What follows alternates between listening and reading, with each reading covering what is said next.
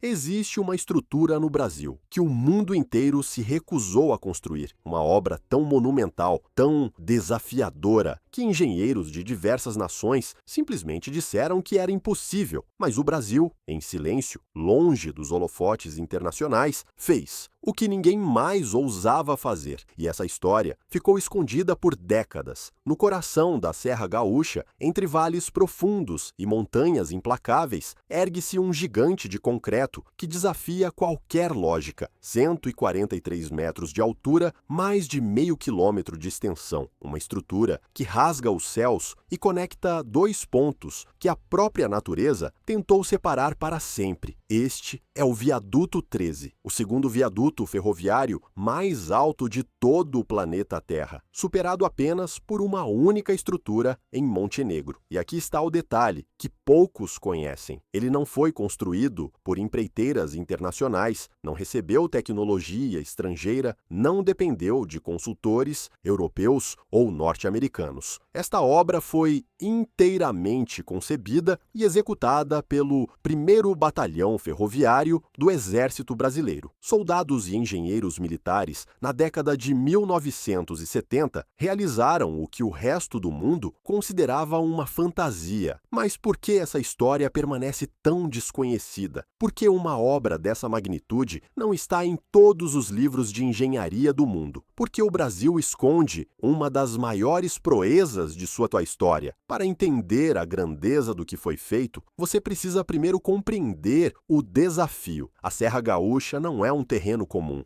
São montanhas íngremes, vales que parecem não ter fundo, uma geografia que parece ter sido desenhada para impedir qualquer passagem humana. E no meio de tudo isso, o governo brasileiro tinha uma missão estratégica de importância vital: conectar as regiões produtoras de grãos do interior do Rio Grande do Sul ao porto de Rio Grande. A Ferrovia do Trigo, apenas linha de transporte, era a artéria econômica que poderia transformar o sul do Brasil em uma potência exportadora. Mas havia um problema aparentemente insolúvel. Um vale de quase 150 metros de profundidade separava dois pontos cruciais do trajeto. Contornar esse obstáculo significaria quilômetros adicionais de trilhos, custos astronômicos e anos de atraso. A única solução era atravessar, e atravessar significava construir o impossível. Os pilares monumentais de concreto armado que sustentam o Viaduto 13 foram encravados diretamente na rocha das montanhas. Cada pilar é uma obra de engenharia em si mesmo. A base foi projetada para suportar não apenas o peso da estrutura, mas também os tremores naturais, os ventos que cortam a serra e a passagem de composições ferroviárias carregadas de toneladas de grãos. E aqui entra o elemento que transforma essa história em algo ainda mais impressionante. Na década de 70, o Brasil não tinha acesso às tecnologias de construção que hoje consideramos básicas. Não havia softwares de simulação estrutural, não havia drones para mapeamento, não havia as ligas de aço ultra resistentes, que hoje são padrão em obras desse porte. O que havia era cálculo manual, pranchetas de desenho e a determinação inabalável de homens que se recusavam a aceitar limites. O Exército Brasileiro mobilizou centenas de soldados para essa missão. Eles trabalharam em condições extremas, enfrentando o frio cortante da serra, a altitude, os riscos inerentes de uma construção em altura que nenhum manual de engenharia da época contemplava adequadamente. E fizeram tudo isso em relativo anonimato, enquanto o mundo olhava para outras direções. Quando a obra foi concluída, poucos veículos de comunicação deram o destaque merecido.